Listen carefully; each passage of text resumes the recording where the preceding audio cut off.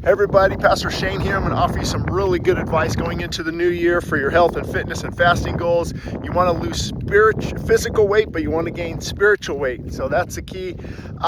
Many of you don't know, but I have a background in health and fitness. I was a district manager of many health and fitness centers back in the 1990s, worked with thousands of weight loss clients and what works, what doesn't, and why. I've written books on it. You can actually download them for free right now. They're on Amazon, but you can download them for free at westsidechristianfellowship.org. So I'm going to share with you the secret to success in this area.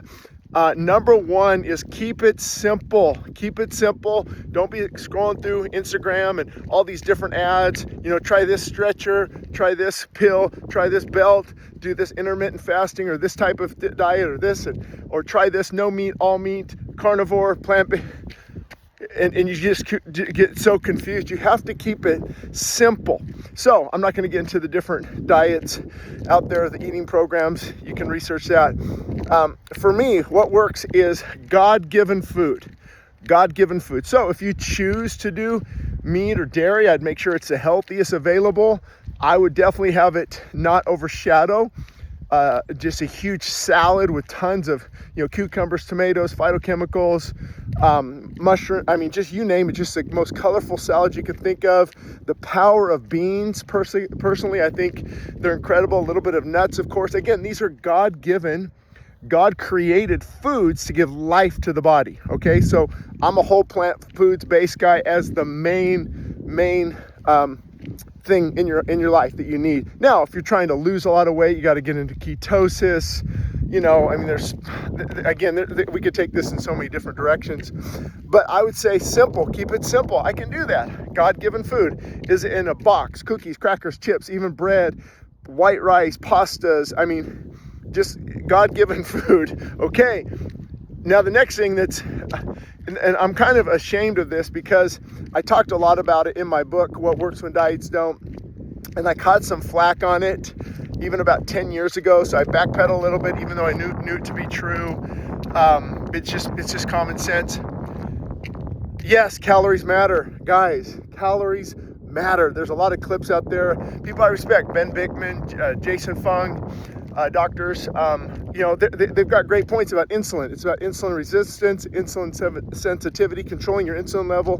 Insulin, they say it's a fat storage hormone. It's not only a fat storage hormone. It does a lot of other things. But you got to control it. You got to be careful. So yeah, of course, insulin matters and the types of food. But if you're consuming too much food, even great food, God-given food, that's been my struggle for years, is I eat too much good stuff. You will store it. You will store it as energy. That's what fat is. It's stored energy waiting to be burned. So you have to keep it simple. The types of foods, God-given foods. You have to also moderation. So for me, calorie counting, it can turn into a form of dieting. You got to be careful. You don't want to be bound to that. But it's good to know, hey, this banana has 120 calories. Is this the best, utilization of my energy? Because I'm gonna have to expend this. The meat, the salad, and again, God-given food. If you're having tons of big salads and some beans, you can have a lot more of that type of food because it's lower in calories and higher in nutrient density. So that's really the key. So once you get, I'm going to stay off Instagram. I'm going to seek the Lord. That should have been actually number one. Seek the Lord, pray. Lord, give me direction. I need your help. And just be careful of all the advertisements out there, the super greens, this type of ketogenic program, this type of pill, this type of potion, the ketones that you drink. I always have a hard time with the word that they use.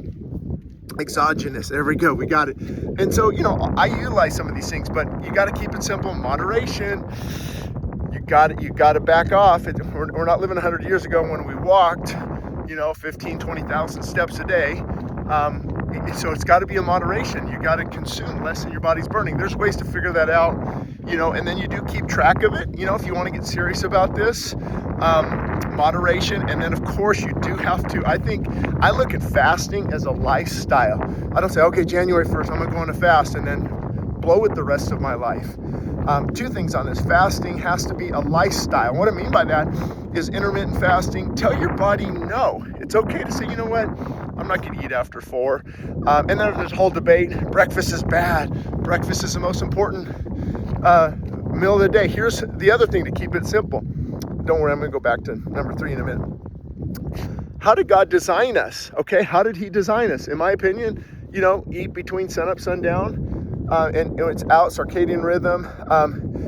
I think he designed us to get up, and maybe if we need some nutrition, we're hungry, we're breaking a fast, breakfast, but then there's a lot of wisdom in not eating late, 3-4 hours before you go to bed, nothing to let the digestive system rest, to not keep you up. So I would incorporate seasons of fasting. For some people that might mean just some water fasting. Others like to have great benefits with juice fasting. You just have to be careful, because with fasting, you will lose muscle. Muscle becomes fuel, gluconeogenesis. And I'm not worried about losing, a little bit of muscle. Even if I have to lose 16 ounces of muscle, you can put that on pretty quick. The benefit of fasting far outweighs the little bit of muscle I'm going to lose. But you have to have moderation, God-given food, seasons of fasting. And here's the thing, guys. I blew it at Christmas time too with food, but it has to be a lifestyle. This is a lifestyle. It's not a fad. I'm not going to try this January 1st, and then I'm going to go back to all these things that are destroying me. It's a lifestyle. You have to make it a lifestyle. This is a battle for our health from here on out. So if you follow those steps, and of course increase activity, start walking a lot more steps, 10,000, bump it up to 12,000, 15,000 steps. We need to be moving a lot more. We were created to be moving a lot more. So with red light therapy, cold water plunges, whatever you want to do, these 5 things are key. That's the only way you're really going to get in shape and keep it off. There's no other way.